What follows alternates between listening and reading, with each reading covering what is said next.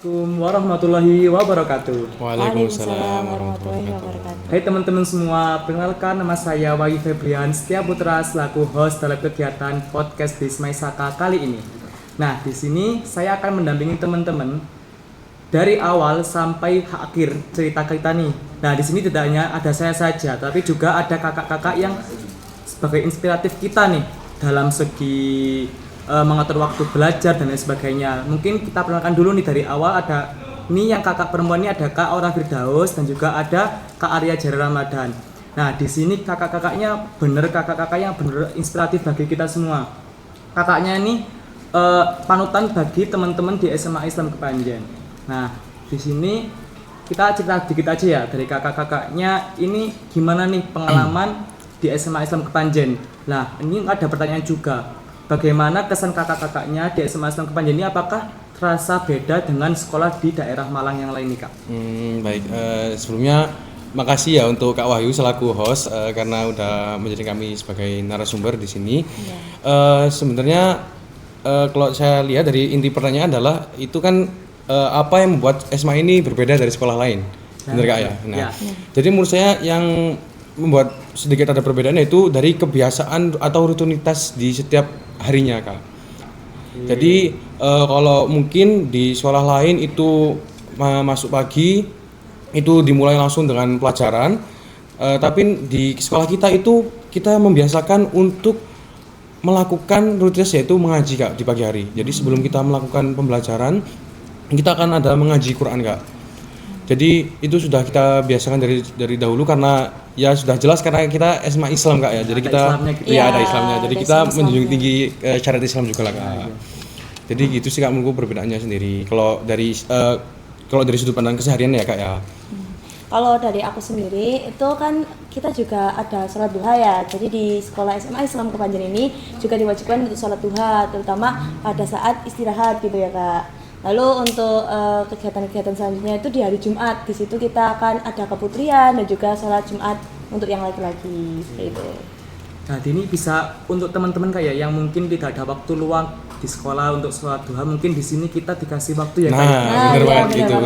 Jadi sangat berguna banget ya teman-teman. Ya. Mungkin juga di lingkungan ini apa ada visi misi yang benar-benar sangat bermanfaat bagi kita sebagai siswi di sekolah ini nih Kak? Jadi saya percaya kan memang semua sekolah memiliki visi misi itu Kak ya.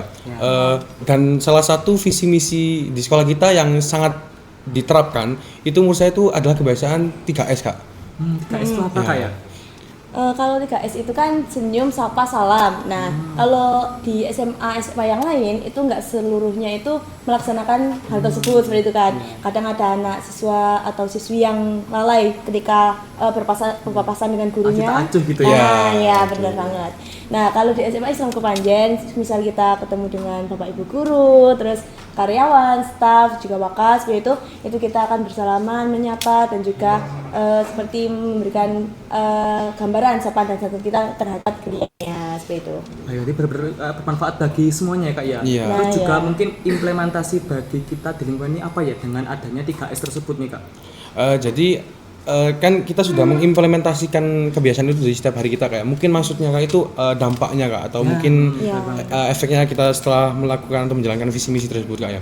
Jadi kalau menurut saya sendiri yaitu sebenarnya itu memang hal wajar Kak, senyum, sapa, salam itu memang sudah hal wajar dalam setiap manusia. Tapi di sekolah ini kita memang dididik untuk menjadi kebiasaan Kak.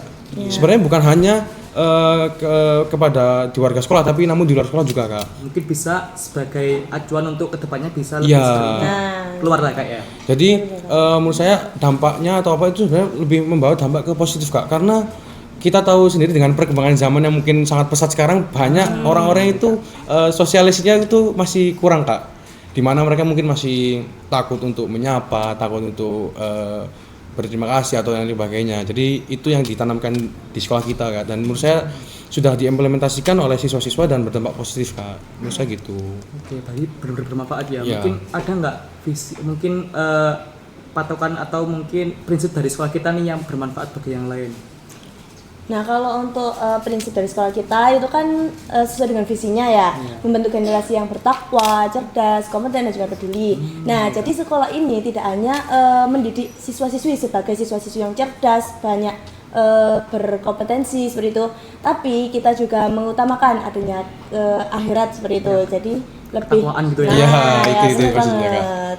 Seperti itu kurang lebih. Oke, jadi benar-benar bermanfaat juga ya untuk sekolah. Terus juga ini mungkin ada pertanyaan juga nih Kak, mengenai misalnya kayak ada nih teman-teman kelas 3 SMP mungkin dia bingung mau ke jurusan mana setelah lanjut lagi mau ke SMA, SMK atau ke yang lain. Mungkin di SMA Islam ini apakah ada kunci jawaban bagi teman-teman yang bingung masalah itu nih Kak? Nah, jadi ini ya, aku jawab. Ini pertanyaan salah satu yang menurutku sangat krusial Kak di masa-masa mereka Kak ya, yang kelas 3 SMP itu. Kenapa? Karena mereka harus benar-benar memilih dengan bijak apa ingin melanjutkan ke SMA atau SMK. Dan ini ada terkaitan hubungannya dengan perbedaan dari sekolah lain Kak. Kenapa? Karena di sekolah kita juga ini kita ada namanya program double track Kak. Jadi pasti mereka bingung bertanya, double track itu kayak gimana? Maksudnya apa gitu.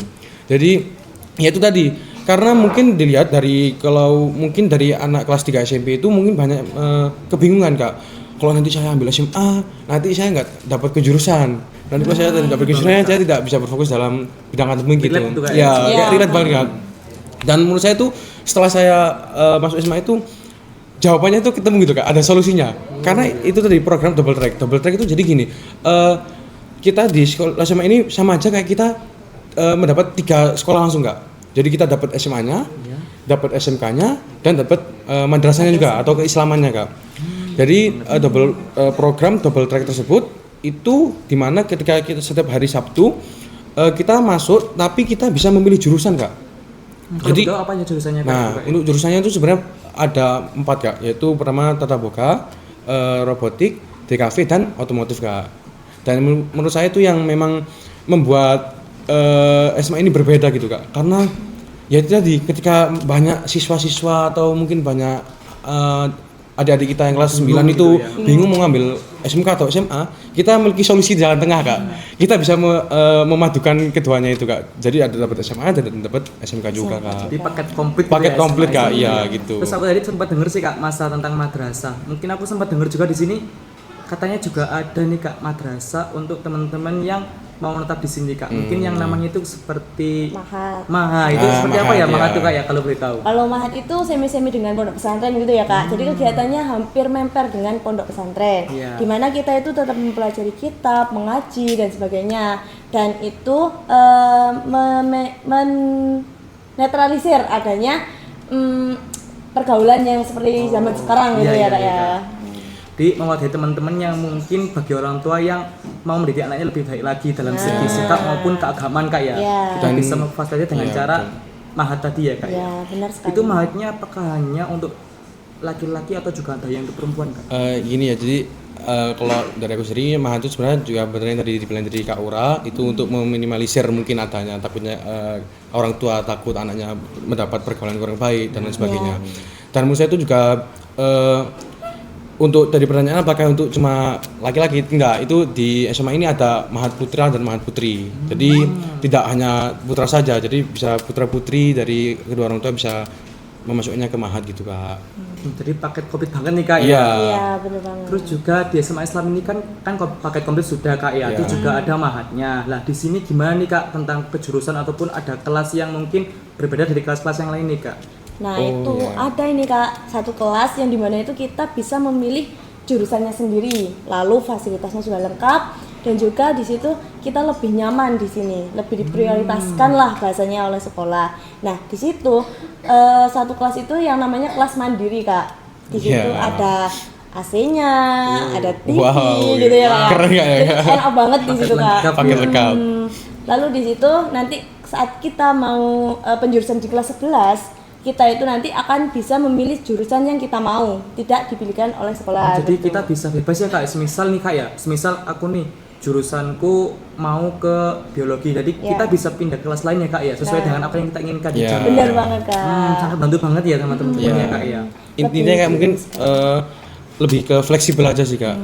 Jadi kita bisa menentukan arah gitu. Menarik nih Kak. Terus juga nih yang topik lagi. Oke, mungkin kita lanjutkan setelah ini nggak sih Kak? Kita mungkin break dulu nih Kak. Terus juga di sini mungkin juga nyaman kayak di sini kita ada di perpustakaan. Mungkin itu dulu ya. Kita break Iya. dulu.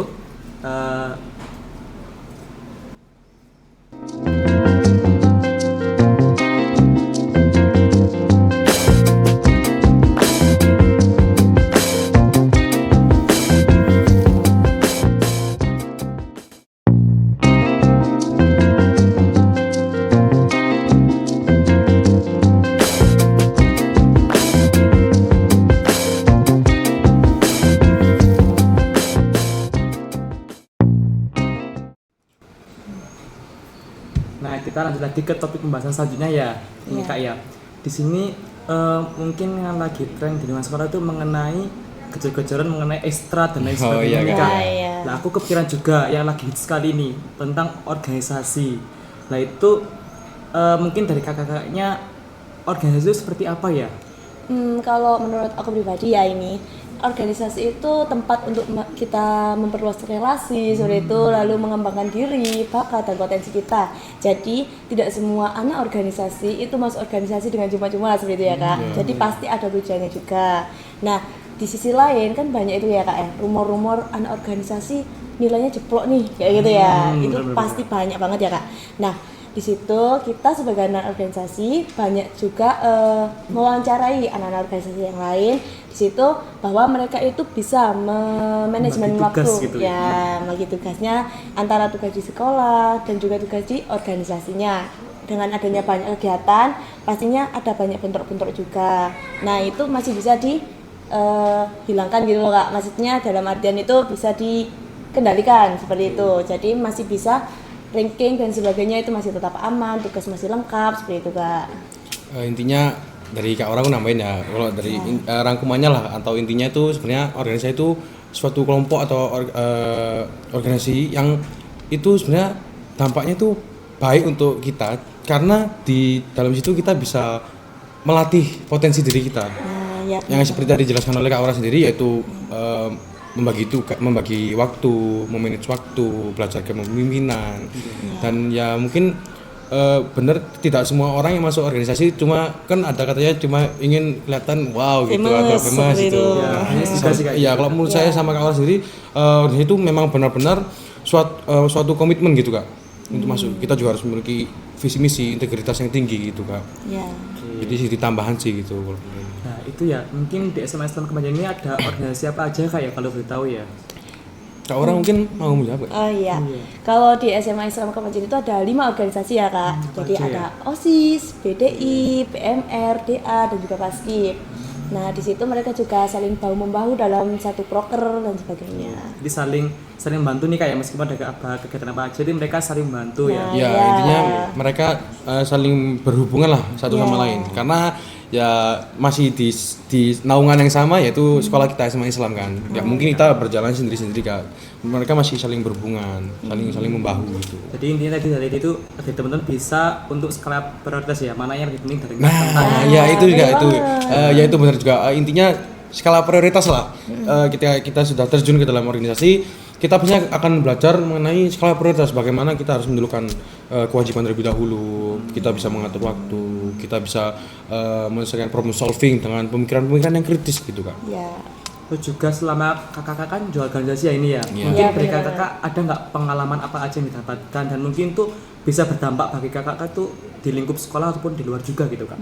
Ya. Banyak banget sih Kak sebenarnya. Tapi yang disebutin di sini yang pernah aku alamin ya ini. Jadi ya semua orang mempunyai pendapatnya masing-masing. Tapi kalau dari aku sendiri itu kita bisa meningkatkan tanggung jawab kita dalam tugas kita, program kita seperti itu. Lalu kita juga saling berempati, terikat satu sama lain seperti itu. Terus yang ketiganya itu kita bisa saling mengerti lah apa Memahami ya, gitu ya saling tentang memahami saling lah. sama Ya. anggota kan kita juga satu keluarga gitu ya. Nah, kayak benar banget keluarga Kak. seperti itu. Ya. Lalu juga kita bisa meningkatkan potensi kita di situ. Benar banget Gitu. Kak ya. Kalau dari aku sih sebenarnya sama kembali lagi kalau opini ya karena menurut aku jawaban mengenai organisasi itu tidak terpatok satu saja Kak karena organisasi itu bisa berdampak negatif maupun positif itu tergantung dari Orangnya orang individunya, sendiri. benar Iya, banget. benar Jadi banget. mungkin itu ya persepsi yang harus kita luruskan sedikit Kak, bagaimana mungkin ada wah kalau ikut organisasi pasti gini. Sebenarnya itu dilihat dulu dengan bagaimana cara individu itu menjalaninya Kak. Dan untuk dari aku sendiri yang aku rasakan setelah mungkin terjun ke dalam organisasi, mungkin sama itu relasinya semakin luas. Jadi mungkin kalau ada yang kurang tahu relasi itu kayak lingkungannya Kak. Jadi kita lebih banyak koneksi gitu Kak. Karena kalau di zaman sekarang menurut aku ya koneksi itu penting banget Kak. Selain kita misalnya kita memiliki bakat atau potensi, tapi kita tidak memiliki koneksi Kak. Menurut saya itu bakal kurang Lambat ya? Lambat. Lambat. Adanya relasi itu benar bisa banget. meningkatkan potensi. Iya. Karena memang semua di dunia ini menurut saya itu saling berhubungan Kak. Misalnya kita memiliki potensi tapi tidak ada koneksi, itu pun tidak akan terjalan. Begitupun sebaliknya Kak. Kalau kita punya koneksi banyak, relasi kita luas, tapi kita tidak memiliki dasaran ilmu atau dasaran berpikiran kritis, itu juga akan susah Kak. Jadi kayak gini ya, kayak kita punya banyak teman tapi kita nggak tahu nih punya teman kita punya apa. Iya, bener itu banget. kalau sebenarnya relasinya besar tapi tidak ada ilmunya itu sama aja. Begitupun sebaliknya juga Kak. Iya. Terus juga nih Kak, aku sempat dengar juga mungkin selama Kakak menjabat sebagai pengurus ya di suatu organisasi itu apa aja kendala dari Kakak nih selama ikut organisasi tersebut? Kalau dari aku sendiri, hal yang pertama kali kalau semisal mungkin nanti ada yang masuk organisasi atau terjun organisasi, yang pertama yaitu jelas pasti mereka akan kebingungan dalam membagi waktu Kak, atau skala prioritas, karena mereka pasti apalagi kalau di SMA ya kita tahu sendiri organisasinya sangat benar-benar luas. Itu jelasnya mereka pasti akan sedikit awalnya kayak mereka akan beradaptasi mengenai waktu Kak, entah waktu belajar, waktu dengan keluarga, waktu dengan dirinya sendiri, karena mereka masih di momen krusial atau momen bingung gitu Kak. Harus mana dulu karena mungkin mereka belum terbiasa. Nah tapi di momen itulah pembelajaran atau yang bisa kita petik dari situ ya di momen itu Kak, karena di momen itu kita belajar berpikir. Ya benar nggak Kak? Iya benar kan. Kalau semisal ada anak yang terjun ke organisasi dia tidak ada pengalaman atau tidak ada seperti masalah seperti itu, berarti dia masih belum terlatih Kak. Jadi dengan adanya pengalaman seperti itu menurut saya itu adalah cara melatih diri kita sendiri. Bagaimana kita berpikir, wah ini tugas saya belum selesai, misalnya gitu Kak. Tugas saya belum selesai, saya masih belum ada waktu buat keluarga. Otomatis kita berpikir, kita melatih otak kita untuk berpikir kritis gimana cara kita membagi Jadi waktu. lebih ke problem solving ya, Nah, ketika iya, ada problem masalah solving. bagaimana cara kita Betul untuk menghadapinya. Oke. Untuk Kak Aura gimana ya untuk masalah di organisasi? Nah, pastinya kalau dari masalah organisasi itu kita kan manusia pastinya makhluk sosial ya Kak ya.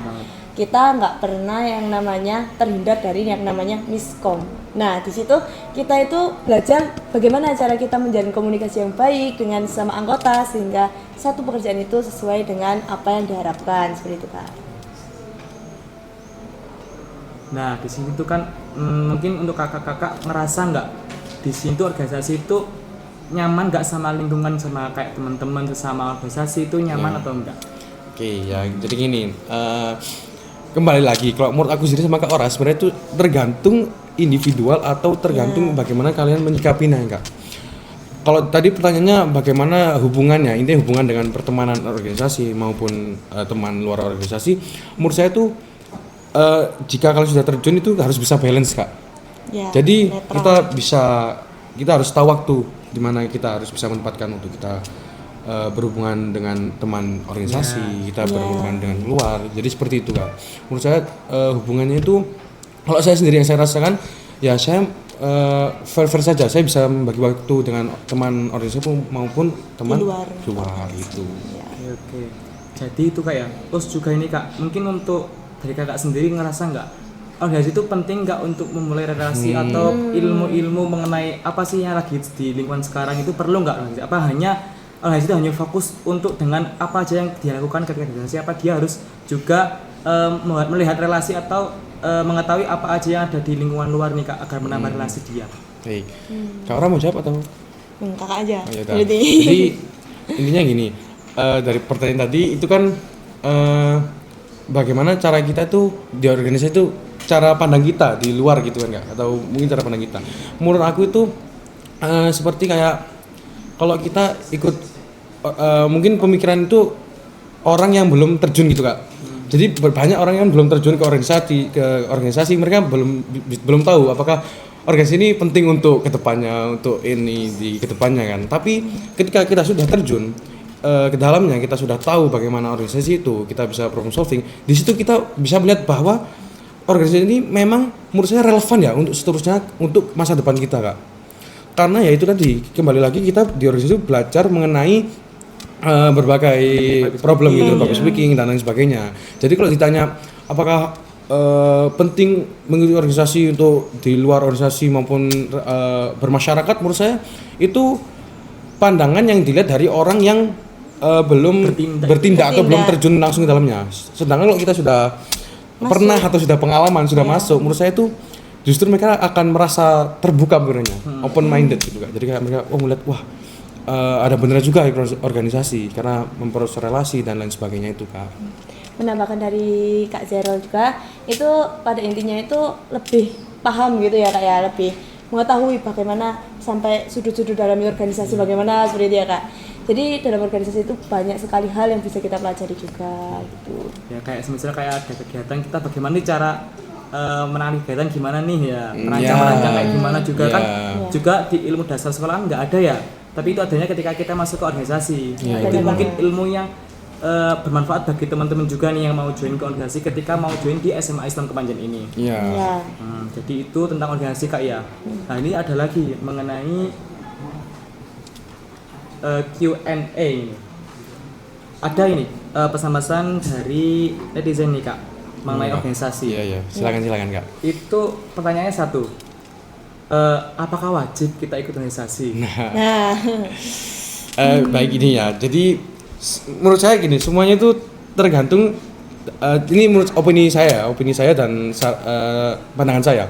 Itu menurut saya wajib Kak. Kalau dari saya sendiri, karena sebenarnya kalau dilihat dari awal, kita tarik garis dari awal sudah saya sebutkan bahwa memang banyak manfaat yang kita dapatkan di organisasi itu. Sehingga menurut diri saya wajib karena bisa mengembangkan potensi diri saya. Bukan berarti saya mewajibkan Kak, tapi menurut saya itu wajib karena bisa mengembangkan potensi saya di situ. Entah itu public speaking dan sebagainya Kak. Dan itu kembali lagi tergantung persepsi atau pandangan dari setiap orang. Karena kesuksesan tidak harus dari satu jalan Kak. Berbagai jalan gitu. Ya kayak contohnya kayak 5 tambah 5 10, tapi nggak harus itu aja. Mungkin 7 tambah 3 bisa jadi 10. Dengan cara yang lain kita bisa sukses lah. Mungkin dari Kak Aura ada nggak nih? Kalau dari aku sendiri, buat teman-teman semuanya yang mau gabung organisasi, itu kalian bakalan banyak banget mendapatkan hal-hal positif di dalam organisasi. Jadi kalau bagi aku sendiri, organisasi itu wajib untuk kita ikuti karena dapat memperluas relasi kita dan juga pemahaman kita mengenai dunia luar ataupun di lingkungan masyarakat ke depannya seperti itu. Oke, ini Kak. Ada juga pertanyaan yang kedua nih Kak. Organisasi itu mungkin berpengaruh nggak untuk masa depan kita ketika sudah lulus nih Kak? Baik. Izin jawab lagi ya gini. Pertanyaannya apakah organisasi ini penting di kehidupan kita kalau kita udah lulus Kak? Iya. Kan sekarang ada tuh katanya narasi yang bilang sekarang kuliah tidak mau menerima anak organisasi karena sudah tidak bisa pakai sertifikat organisasi lagi dan banyak orang yang motivasinya itu turun Kak setelah mendengar itu. Jadi mereka berpikir aduh nggak usah ikut organisasi karena nanti nggak bisa, percuma nggak dapat imbalannya di kelas lulus gitu. Tapi menurut saya ya itu tadi, kesuksesan itu bukan hanya kita bisa sertifikat itu dengan sertifikat itu kita bisa masuk kuliah gitu Kak.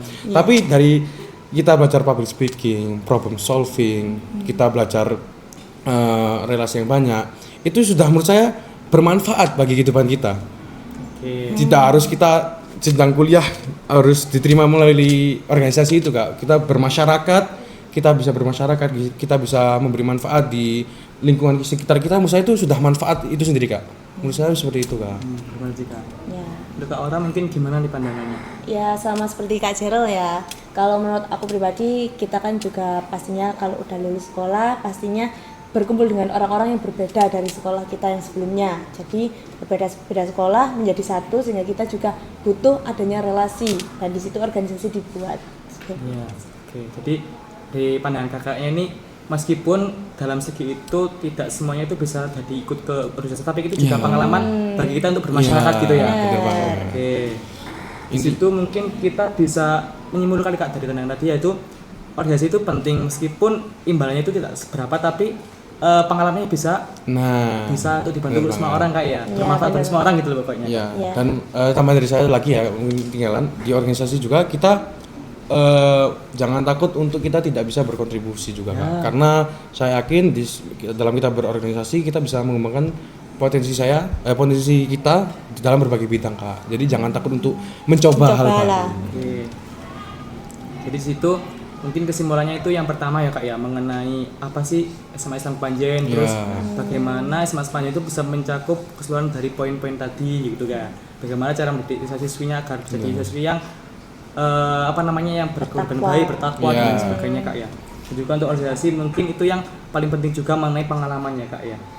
Nah mungkin di situ saja sih Kak ya. Terima kasih untuk Kak Jel sama Kak Aura yang telah menyempatkan waktunya bisa ikut di podcast Maisaka kali ini. Saya juga terima kasih kepada Kak Wahyu selaku host karena sudah menjadikan kami narasumber. Iya, benar. Semoga apa yang nanti kami baru sampaikan ada manfaatnya untuk kedepannya. Itu juga nih Kak, kita tadi kayak ngerasa nyaman gak sih Kak kita di sini? Oh iya. Ini di mana ya kalau berdua Kak ya? Seperti Oh ya, ini disclaimer ya. Ini juga kita lagi di perpustakaan Perpustakaan. SMA. Kepanjen ya. Iya. Nah ini kita bisa membaca buku nih ya teman-teman ya. Mungkin Suatu teman-teman ya bisa- sekedar info aja karena di sini lumayan bukunya lumayan lengkap. Nyaman juga ya Fasilitasnya suasananya. juga lumayan Kak. Oke, terima kasih untuk teman-teman yang sudah mengikuti kita dari awal sampai akhir. Mungkin dari saya sebagai host di sini pamit undur diri. Apabila ada salah ataupun kurang kata, kami mohon maaf sebesar-besarnya. Kami akhiri. Wassalamualaikum warahmatullahi wabarakatuh.